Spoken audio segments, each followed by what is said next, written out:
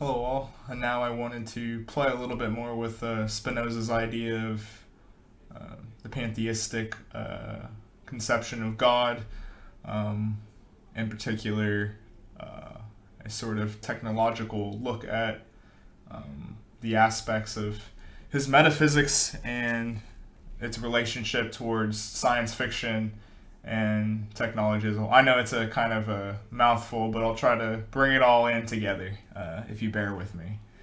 But um, if we want to start off, I suppose we would go back to the last video that I did on Spinoza and look at how our love of God and his framework is how God realizes his own love as the infinite monistic sort of substance. There isn't a reciprocal relationship. It's our love for him that ultimately makes him actualize the love for himself. It's the infinite consciousness becoming aware through finite beings. Thus, nature is within God and God is within nature. That's kind of the bare knuckle look at it, if you will, which is kind of important because I think this is a really particular feature of Western civilization insofar that our technology within science fiction, it tends to, science fiction is sort of a mythology of the sciences, of the sort of rational framework that, or the methods that the philosophy we've been looking at for the last couple of months, although they have different methods, some of them kind of catch on more than others. But ultimately, this is the rise of the scientific method. And so, I think it's foolish, even though Spinoza would say that we could come to a rational way of living our lives without superstition or, he had a problem with myth. But, does that mean that, myths still don't exist in this age within the framework of, these scientific institutions of today's world? And of course, I think, a lot of us would say absolutely that science fiction plays a sort of mythic role within our society and has a sort of forebearer of what's to come, whether it's a sort of shared intentional goal or world horizon in that kind of Heideggerian approach, I suppose. And I think that's really true with technology and the internet. When I was setting up for this video over the last couple days, there is the fiasco the other day with social media acting up, and people were kind of losing their mind to different degrees or feeling inconvenienced, whatever the case may be. But it's that all-inclusiveness that Spinoza talks about that I found really interesting, and how this sort of all-inclusive social media, internet, technocratic, digitized, communication, if you will, it's all-inclusive. We're always immersed within it as long as the levers are working, they weren't that day. But anyway, I think really what I want to perhaps hone in on is how Spinoza, what is he really trying to do though? He's, looking at mechanistic science and he's not satisfied with it.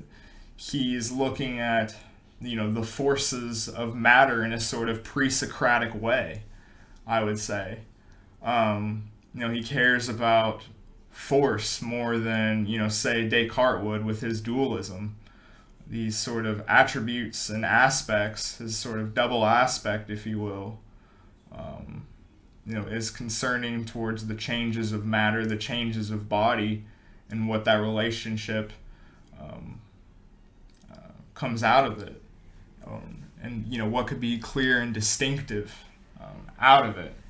But what happens in this sort of technological, all-inclusive sphere, where I guess I'm trying to pull out that science fiction is complementing the art, the arts and philosophy, I would say to some degree, that much like the philosopher's attainment of knowledge, I think there's a thirst for that kind of imperialism within us in a sort of conscious state.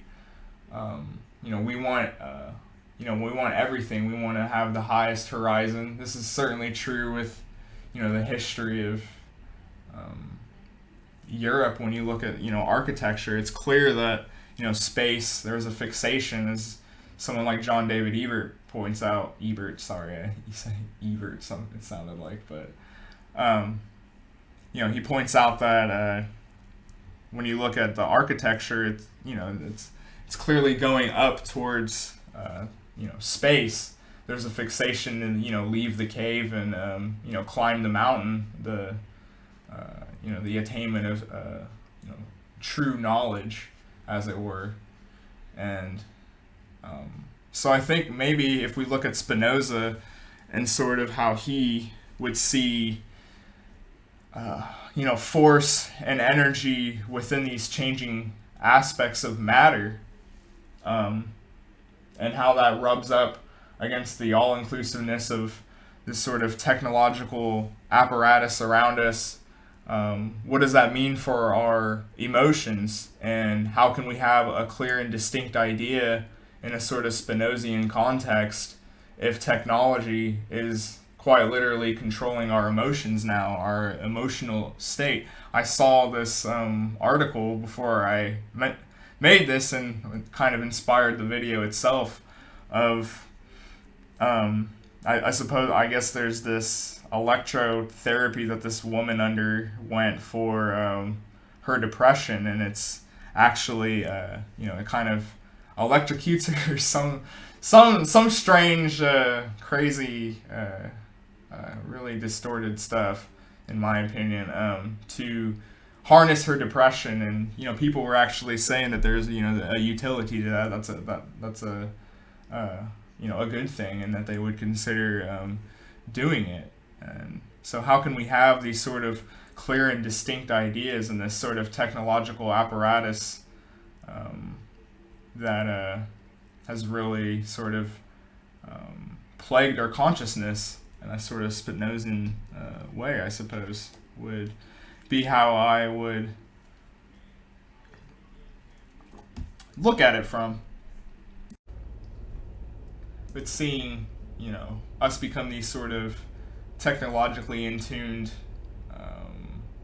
spirited ideological creatures, where we're, sort of exhibiting this tribalism through technology of our senses being manipulated by journalists or sound bites or very, very fast moving, camera angles on smartphones or whatever the case may be.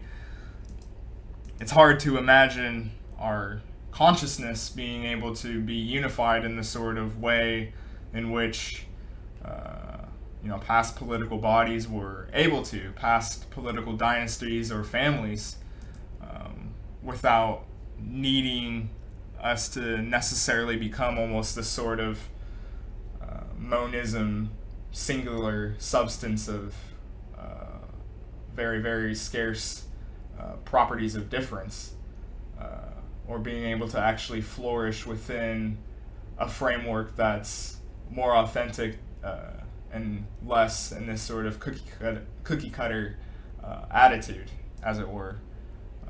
What actually makes us different is being totally eroded away for these sort of superstructures of technology that requires us to be this way in order for it to ultimately work out.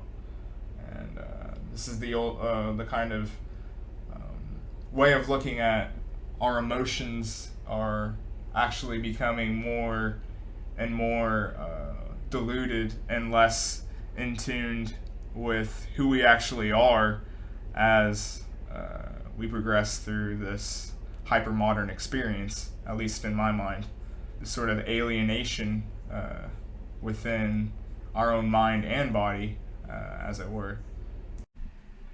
And if our sort of consciousness is in a way almost losing autonomy towards this amoral technological world, this digitized community space, as it were. You could argue that, out of this we're seeing the rise of this, global, all-inclusive spirit that kind of has this sort of monism to it of just being a one substance, a one sort of being. But ultimately, this is at the price of everything that made us authentic, or the sort of differences within cultures and ideas that actually gave us a sort of identity, or axioms that we used to share in this sort of world horizon that was much more accessible to greater amounts of people within, your local community.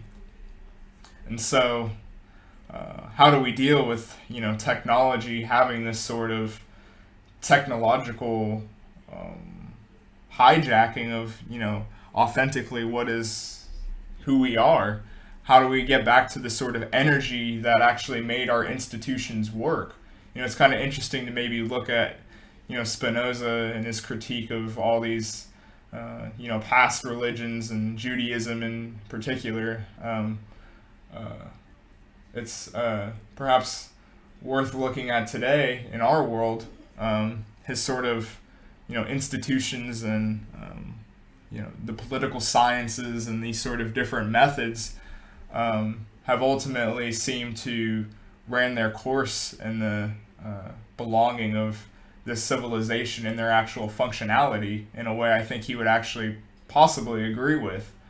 I think, if you look around and see the sort of decay of are these actually functional bureaucracies anymore? What's actually the energy, the force, to go back to within these sort of political apparatuses? And more often than not, I don't think you actually see this sort of creative energy, the sort of clear and distinctive way of thinking that would be redemptive within a society today, or our civilization.